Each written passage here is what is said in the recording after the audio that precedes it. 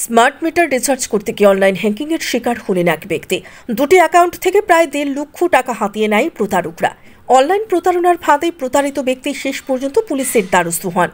সোমবার কাছাড় জেলার বড়খোলার ডলু গ্রামের মুরগির পোল্ট্রি ফার্মের স্বত্বাধিকারী মহিদুল আহমেদ তালুকদার নামের ক্ষুদ্র ব্যবসায়ীকে ফোন করে আসাম সরকারের অধীনে থাকা এপিডিসিএল বিদ্যুৎ সরবরাহ কোম্পানির কর্মীর পরিচয় দিয়ে ওনার দুটি ব্যাংক অ্যাকাউন্ট থেকে হ্যাকিং করে প্রতারকেরা 1,53,850 টাকা উধাও করে নিয়ে যেতে সক্ষম হয়। মকবুল আহমেদ তালুকদার ঘটনার বিবরণে জানান, সোমবার সকালে এপিডিসিএল এর কর্মী পরিচয় দিয়ে অজ্ঞাত পরিচয় ব্যক্তি ফোন যোগে অনলাইন রিচার্জের আবেদন জানায়।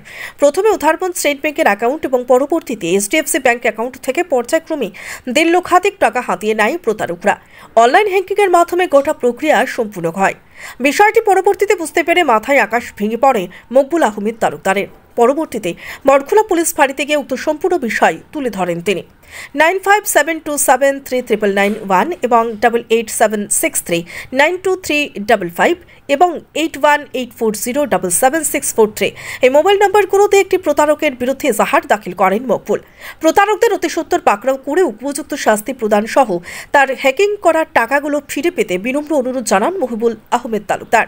Bureau report, Barak Bani news network. আমার নাম মহিদুল আহমেদ তালুকদার। আমার বাসা ডলু বস্তি, শিলচর ডলু বস্তি।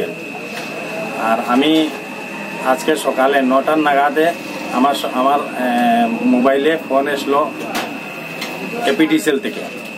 তো আমি উদারবন এপিডিসিএল এর আন্ডারে আছি। আমার কারেন্টের যেগুলো লাইন উদারবন এপিডিসিএল এর আন্ডারে। তো সকালে ফোন আসলো। ফোন আসার পরে আমি এতটা বুঝতে পারি নাই। তো 9টার সময় ফোন আসার পরে ফোনে এভাবে বললো আমাকে যে তোমার মিটারের যে লাইন আছে রিচার্জ করতে হবে, আজকের দিনে লাইন কাটা যাবে, তুমি রিচার্জ করো না। তারপরে আমি আবার বললাম ওদেরকে যে রিচার্জ কেমনে করবো। তো বললো আমাকে তো আমার মোবাইলে একটা লিঙ্ক দিবে, ওই লিঙ্কে তোমার যেটা অ্যাকাউন্ট আছে অ্যাকাউন্টের মাধ্যমে তুমি রিচার্জ করতে পারবে।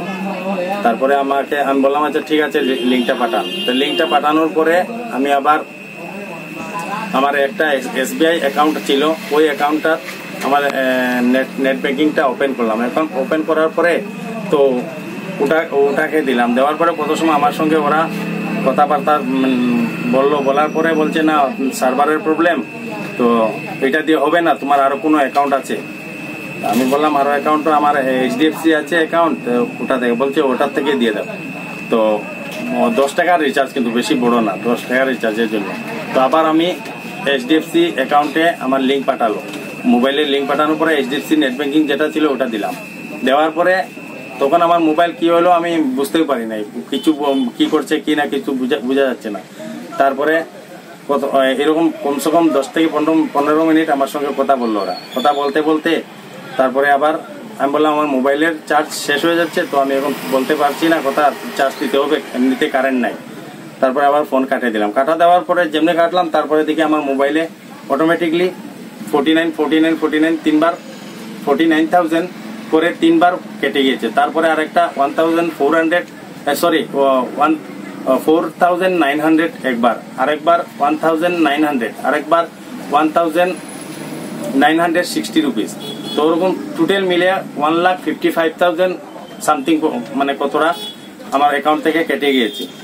তো আমি সংবাদ মাধ্যমে বলতে চাচ্ছি যে আমার যে অ্যাকাউন্টের টাকা যেটা, ওটা তো প্রশাসনকেও বলতে চাচ্ছি বা ক্রাইম ব্রাঞ্চকেও বলতে চাচ্ছি যে ওটার মাধ্যমে আমি সংবাদ মাধ্যমে আমাকে যেটা হেল্প করা লাগে ওটা আপনারা সবে মিলে একটা প্রশাসনের মাধ্যমে সবে হেল্প করার জন্য আমি বলতেছি। আর আমি একজন নিতান্ত গরিব ঘরের ছেলে। আমি বহুত কষ্ট করে পয়সা জোগাড় করে মোবাইলে রেখেছিলাম, অ্যাকাউন্টে রেখেছিলাম, কিন্তু ওরা আমাকে প্রতারণা করে নিয়ে গিয়েছে।